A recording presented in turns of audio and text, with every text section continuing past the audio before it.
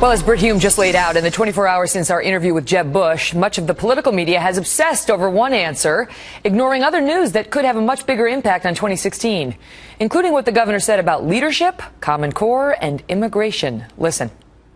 There are very few other options that I can see. The option of self-deportation or making things so harsh is not really, I don't think that's practical. And rounding people up door to door isn't practical either. But a practical solution of getting to fixing the legal system is also allowing for a path to legalized status. Not necessarily citizenship. Common Core means a lot of things to different people, so they could be right based on what's in front of them. I respect people having a view, but the simple fact is we need higher standards. They need to be state-driven. The federal government should play no role in this, either in the creation of standards, content, or curriculum. That's what I believe. If I show my heart, show that I care about people, show my passion for the things that need to get fixed, show my leadership style, because this isn't like running for the Senate, where you can just vote for me and, kind of the words just go into the ether because you know nothing's going to happen. Earlier, I spoke with Senator Ted Cruz, the first Republican to enter the 2016 race for president. Senator, good to see you tonight. So what did you think of the Jeb Bush interview? Well, Megan, it's great to be with you. It's always great to join you. Look, I'm a fan of Jeb Bush. I'll give him credit for candor and consistency. He is running based on his views. His views are different from that of an awful lot of Republican primary voters, but he's honest about it. And I think we're going to have a clear, straight-up debate about what's the right direction for the Republican Party to go and what's the right direction for the country to go. What about that? Because in looking at the records, most of the candidates have little nits that they can be hit with on, position changes. You actually don't have many, and I'll say that because I've looked at your record pretty closely. And Jeb Bush doesn't, because he stands by, even the most controversial things. Do you believe he deserves credit for that? Oh, I think it is important for someone to stand by what they believe. And what I've tried to do in the Senate has been real simple. It's been tell the truth and do what I said I would do. If I'm with you, I'm really with you. And if I'm not with you, I'm really not with you. And I think people respect that. Obviously, we spent a lot of time on immigration and Common Core, which are the two big issues probably for him, as he acknowledges, with some in the GOP base. On the subject of immigration, which you've been passionate about yourself, what he said to me was, I pressed him, for example, on when you were governor of Florida, you supported in-state tuition rates for the children of illegal immigrants. And he said, look, what are you going to do with a kid who happens to be here illegally thanks to his parents, who is valedictorian of his high school and can't go to college without that rate? You're going to say no? And the way he put it to me was, there's a point at which we are over the line. You have to show those kids some respect. What's your answer to that? Well, there are an awful lot of candidates in the 2016 field who have supported amnesty or who have gone back and forth on the issue. My position has been consistent and clear. I think amnesty's wrong. But this isn't amnesty exactly. This is a different thing. It's a benefit for an illegal immigrant child, so it's maybe a little less controversial than amnesty, but it's still controversial. Well, but if you grant in-state tuition to students who are here illegally, that comes at the expense of American citizens, or it comes at the expense of legal immigrants who follow the rules to come here. There's a finite number of slots and a finite number of dollars. And, often the people that get left behind in this immigration debate are legal immigrants, or people like my dad, who in 1957 fled Cuba. He came on a student visa, came here legally. And I think most American people outside of Washington agree that we need to secure the borders, we need to stop illegal immigration, that amnesty's wrong. He says that too.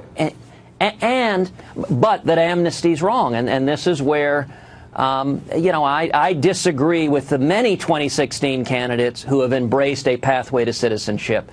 Common Core. He's going to stand on that and defend that as raising American standards in education. You see it a bit differently. I do. I believe we should repeal every single word of Common Core. And the reason is simple. I think education is far too important for it to be governed by unelected bureaucrats in Washington. It should be at the state level, or even better, at the local level. But it is. The response to that is that that governors got together to push this through. But Megan, that's not how it works. The Obama administration has used race to the top money, federal money, to force states to adopt Common Core standards. But can't they bail out if they don't want to be a part of it? Well, sure, they can, but there are a lot of dollars connected to it. And the federal government, it's sort of like the drug dealer that goes to the junior high and gets a kid hooked by saying, just try it once. The federal government does that to the states with dollars, and there's so many strings attached. Let's talk about the Iraq war discussion. I asked him, knowing what you know now, would you have authorized the invasion? He answered a different question than the one that I asked, and now he's come out and said, I didn't, I misheard. So let me just ask you the question. Knowing what we know now, would you have authorized the invasion of Iraq? Of course not. I mean, the entire predicate of the war against Iraq was the intelligence that showed they had weapons of mass destruction and that there was a real risk they might use them. Now, I would note there was a bipartisan consensus. Both Republicans and Democrats, looking at that intelligence, concluded it was a real threat. We now know that intelligence was false. And without that predicate, there's no way we would have gone to war with Iraq, and we know that now in hindsight. And I know, do you defend the decision to go in by President Bush at the time, given the information he was given?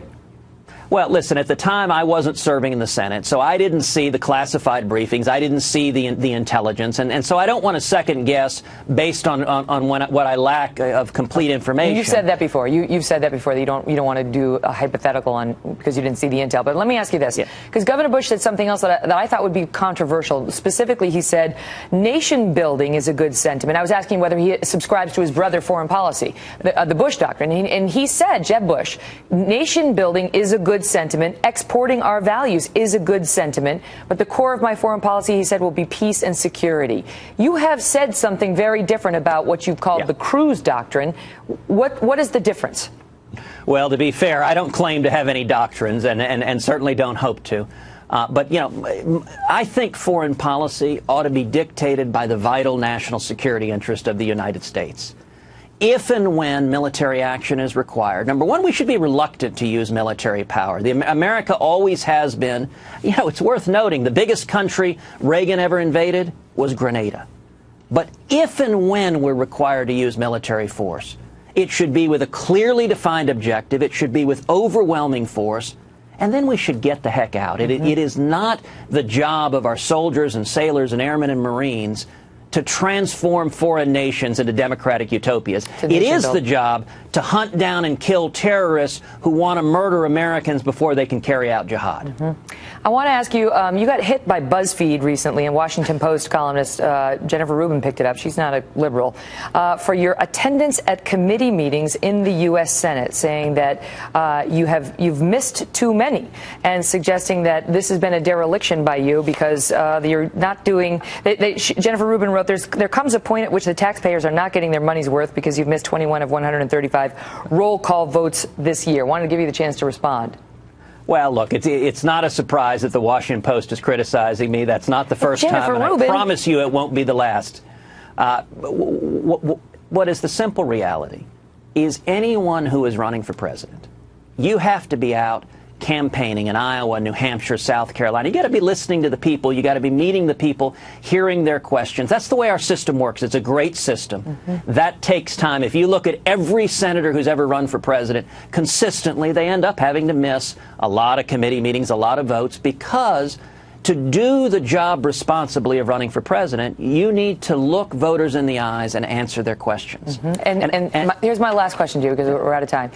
Speaking of looking people in the eyes and answer questions, there was a big dust-up between you and Mark Halperin this week. He asked you some ridiculous questions about your Cuban heritage and whether you would speak in Spanish. And basically, it seemed to many like he was trying to test your Cuban heritage.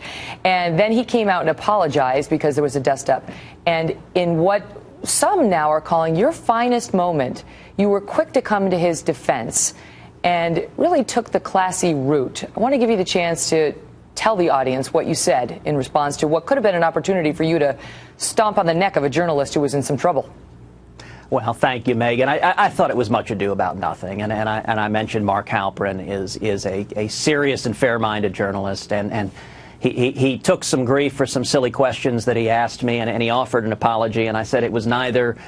It wasn't needed because offense wasn't taken, and I don't think it was intended. But I certainly appreciated the apology, and I am proud of my Cuban heritage. I'm proud of my father's journey from oppression to freedom. I'm proud of my Irish-Italian heritage. And I'll tell you, Megan, if you care sometime, Heidi and I will have you over to the house, and I'll let my dad fix some picadillo and Cuban flan, and you can test the food we put on the table. Well, I'm going to test you on the Italian then. Arrivederci, Senator Cruz. It's great to see you. Ciao.